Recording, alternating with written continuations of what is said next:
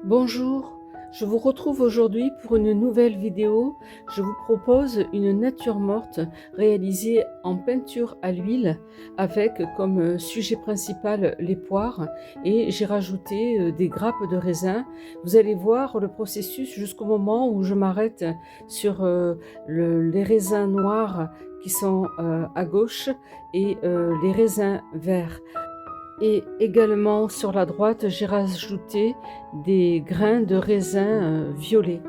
Voilà, donc en fait ce procédé a été très très long, il y avait plus de 4 séances. Alors j'ai été obligée pour avoir une vidéo de 20 minutes d'accélérer le processus. Je ne voulais absolument pas faire une vidéo en 2 parties qui aurait été trop trop longue. Alors ce que je vais vous proposer par la suite, et c'est ce que je dis en conclusion de cette vidéo, je vous proposerai régulièrement un pas à pas selon ce que vous avez envie de voir. Et bon, j'ai déjà un projet de vous proposer une peinture peut-être complète.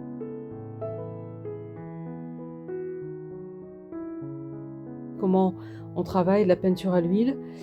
J'aimerais également vous proposer une peinture à l'acrylique pour que vous sachiez que je ne travaille pas que l'huile, même si c'est quand même le médium que j'utilise le plus souvent. Je peux tout à fait m'adapter et vous proposer une peinture à l'acrylique si vous me le demandez. Voilà, je vais vous laisser regarder la vidéo. En description, vous aurez tout le matériel que j'ai utilisé, le format, etc. Et ce que je voulais également vous dire, c'est que si vous avez des suggestions, des désirs sur ce que vous aimeriez voir sur ma chaîne, n'hésitez pas à me faire des propositions et puis moi je verrai si c'est possible ou non.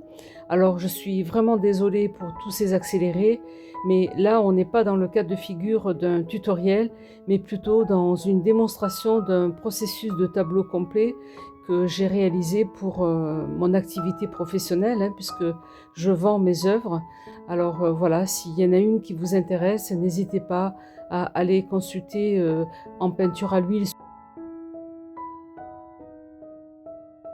Je voulais également vous dire qu'à la fin de cette vidéo, vous pourrez voir le tableau terminé, final.